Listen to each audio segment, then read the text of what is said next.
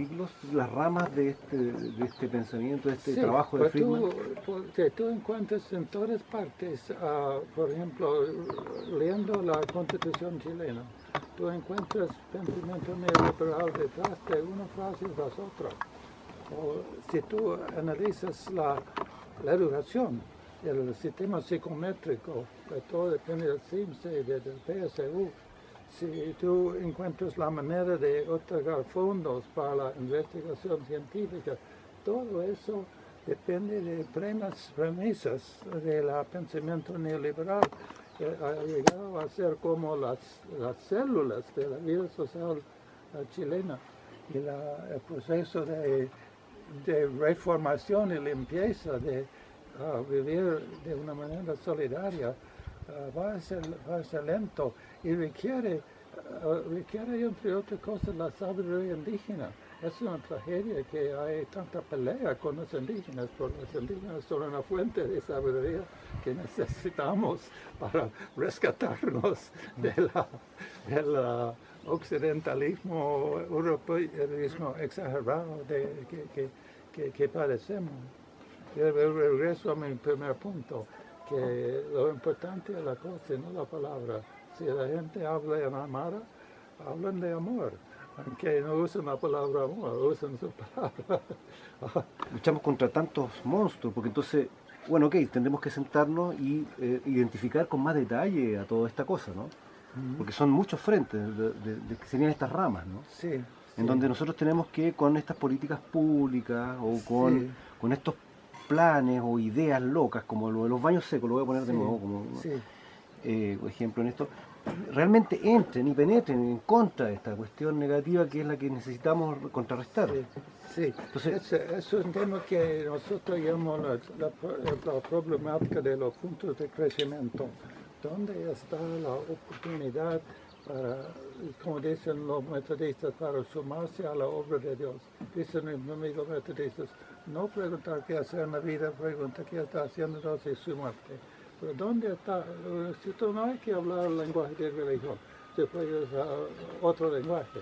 Pero ¿dónde está la energía que crece, que atrae apoyo, que la gente entiende? Porque en primera necesidad la gente lo tiene que entender, si no lo entiende no va a ninguna parte, y que efectivamente cambia la estructura. Eso es un análisis de ubicar dónde vale la pena poner el esfuerzo, lo que va a cambiar la estructura, lo que atrae a la gente, lo que la gente entiende, lo que se pueste a la transformación. Entonces, por ejemplo, las ideas de democracia. La idea de democracia se presta a la transformación porque se puede comenzar con democracia en el sentido de elegir el gobierno, después se trata de democracia en la familia, se trata de democracia en el trabajo. Esto es una idea que se presta a la transformación porque la misma idea se va de un ambiente a otro como multiplicándose. Con los sucesos que están sucediendo en Chile en la última semana, se está poniendo en cuestionamiento la democracia. La democracia como institución, la democracia en Chile, según la Constitución del año 80, que tú te has referido diciendo que es netamente neoliberal según sus principios. Y bueno, una de las peticiones es una asamblea constituyente para hacer una nueva constitución. Ahora, hay en el ambiente muchas preguntas y me encantaría, digamos, que pudieras compartir con nosotros algunas de estas inquietudes para nosotros también tener un poco más de claridad. Por ejemplo, bueno, el movimiento social que existe hoy, no solamente en Chile, sino en el mundo, ya no está manejado por los partidos políticos. De hecho, no se aceptó ni una sola bandera de partidos políticos en las marchas. Eso indica que es un movimiento netamente popular de base. Lo llamó Bauman la sociedad líquida. Ahora, la pregunta concreta es, nosotros en Chile estamos llamando a cabildos. Cabildos son pequeñas asambleas locales donde se hagan discusiones, análisis territoriales, sociales, locales, primero para conocer cuál es la realidad local. Segundo, conocer la realidad nacional. Y está la necesidad de crear una nueva constitución, una asamblea. Entonces, la gran pregunta es, si ya el pueblo, la gente, que somos todos, ya no una masa, una masa que sea movido por ideología, porque aquí la idea es que no nos muevan las ideologías ni los partidos políticos. Si nosotros en Chile estamos queriendo hacer una nueva constitución, la pregunta es, ¿desde dónde? Desde dónde la reflexión. Supongamos que la idea de los diferentes cabildos prospere y que los cabildos empiecen a tomar ideas y que supongamos que haya un gran cabildo que vaya recogiendo las grandes ideas, pensando un poco la orgánica de los chalecos amarillos en Francia, que ellos hicieron asambleas locales. Cada asamblea llevaba un representante a la gran asamblea nacional y tomaban decisión sin partidos políticos, sin voceros siquiera, porque aquí el gran problema de los políticos y del gobierno es que dicen, ¿con quién negociamos? No hay vocero. Por supuesto que no hay vocero. Entonces, reitero la pregunta, ¿cómo nosotros podemos organizarnos para poder crear las bases de una nueva constitución? ¿Quién redactaría esa nueva constitución? Porque redactar una constitución desde cabildos populares es orgánicamente imposible también, porque se requiere ciertos elementos técnicos, claro, en todo lo... Déjame terminar. Entonces, ¿cómo sientes tú, desde tu conocimiento y desde tu sentir, cómo podría Chile organizarse para realmente darle forma? Yo no digo que vaya a ser en los próximos meses, puede durar un tiempo, para ir creando las bases de una nueva constitución y por lo menos de un nuevo pacto social. Bueno, primero quisiera decir que yo viví en un proceso semejante en Argentina, cuando colapsó la economía argentina en 2001. Viví las asambleas populares, lo llamaron, en 2001. Y escribí algo sobre eso, que lo puedo mandar sobre mi experiencia en Argentina. Segundo, algo que hay que tomar en claro es que las políticas chilenas no son chilenas. Que donde quiera que tú miras, son políticas propuestas por la OCDE, por la FMI, por el Banco Mundial. Entonces, yo lo veo eso mucho en educación. Yo voy a otro país y me dicen, aquí está la última cosa que estamos haciendo. Pero lo mismo que están haciendo en los otros países, porque es lo que determinaron en el Seminario Internacional del Banco Mundial. Y las fuerzas económicas internacionales ya tienen bien organizado su capacidad para parar la economía chilena. Entonces, recién pararon la economía de Venezuela. En el 73 pararon la economía chilena. Entonces, yo creo que un primer consejo es la economía solidaria. Esto es un poco lo que Gastón y yo un poco más estamos haciendo en nuestro barrio, en la Junta de Vecinos Viva Chile, y Hombre Bello en Limache. Estamos fortaleciendo los lazos entre los vecinos para tener más resistencia cuando un Trump o un Nixon decide que hay que cerrar la economía chilena. Deseo de aprender esto de la experiencia de una popular, que el pueblo no tenía los recursos para comer. Cuando las fuerzas internacionales decidieron cambiar la deliberación a nivel de territorio supone una organización económica a nivel de territorio, de apoyar al gasfiter local, a la verdulería de la esquina, al tipo como yo que produzco cierta cantidad de pastos. No terminar en ese tema global internacional, el sistema global internacional que nos tiene liberal, no sé si alguien ha estado en España recién, pero si vas a España, toda la parte oriente de España es un gran naranjal, son puros naranjos. Lo único que producen, no tienen ninguna otra cosa, solamente naranjos. Y el resto de Europa no tiene naranjos, son todos de España. Entonces este proceso de exagerada eficiencia, como lo llaman los neoliberales, produce dependencia. Yo creo que salió en el diario el otro día las noticias de todos los estallidos sociales y quemaron bancos y dicen, pero hay una buena noticia. ¿Qué fue la buena noticia? Que los chinos están comprando acciones en Chilquinta. Eso consideran buena noticia. Pero es la peor noticia. Que los chinos están comprando el litio es la peor noticia también.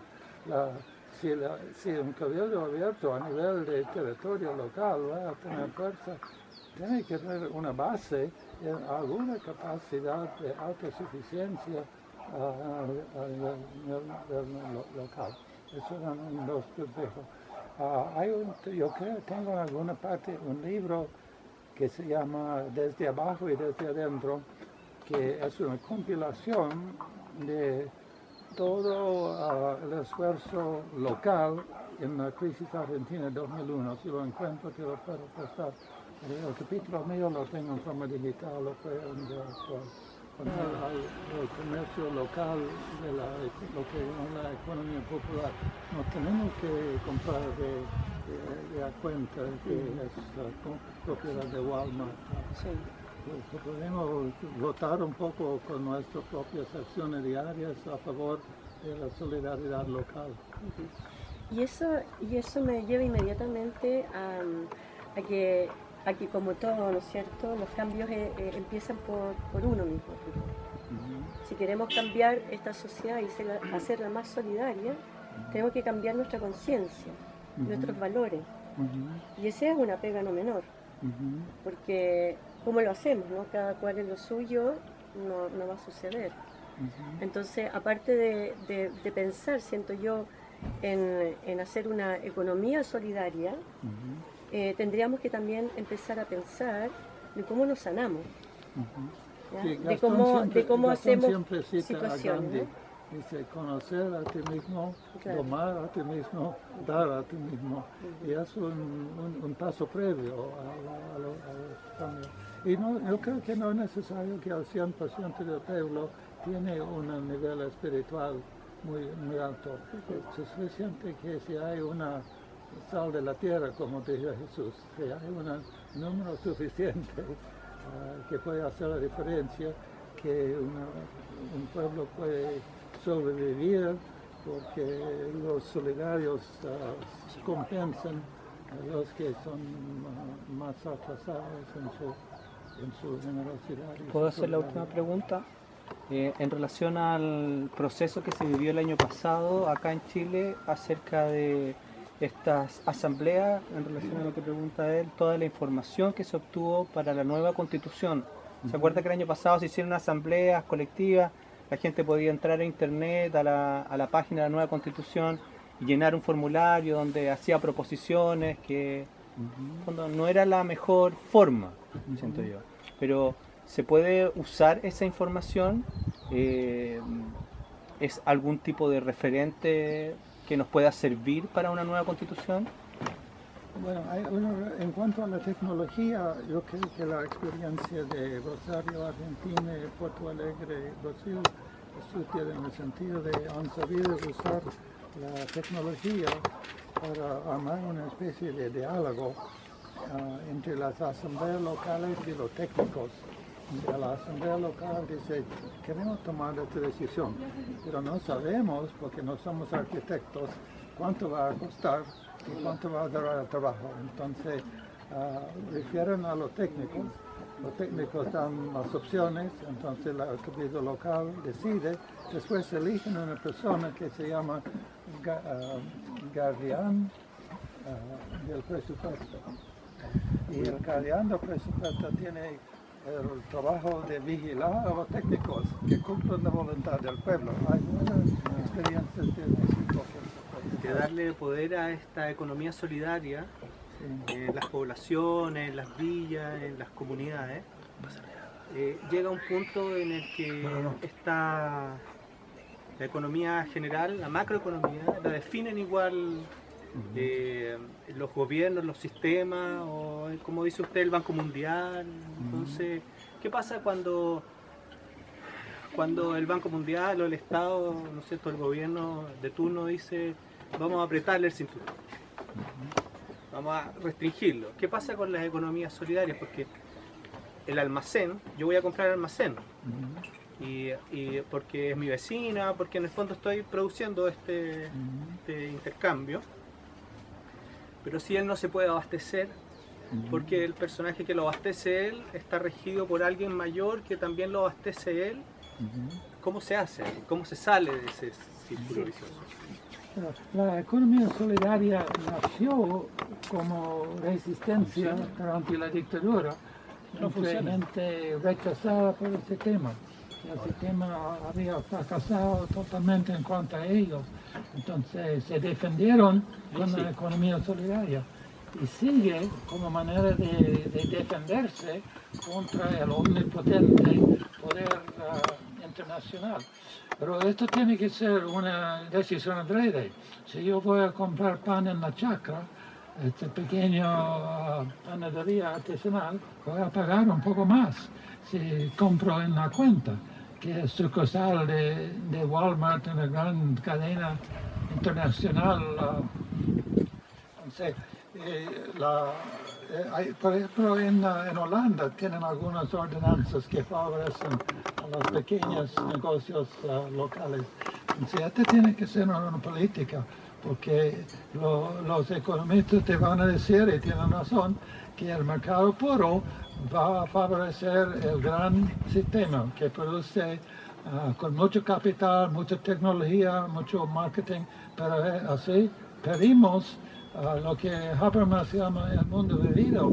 Habermas dice que una gran tragedia de nuestro tiempo es que el sistema grande sofoca,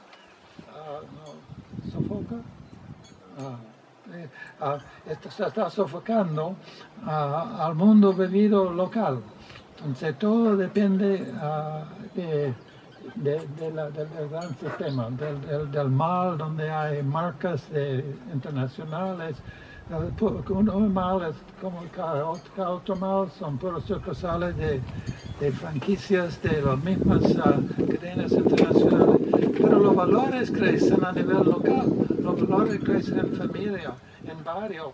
Entonces el mundo vivido, la persona, es donde los valores humanos crecen, no crecen pasando juegos electrónicos fabricados en Japón con un televisor, pasando música fabricada en otra parte.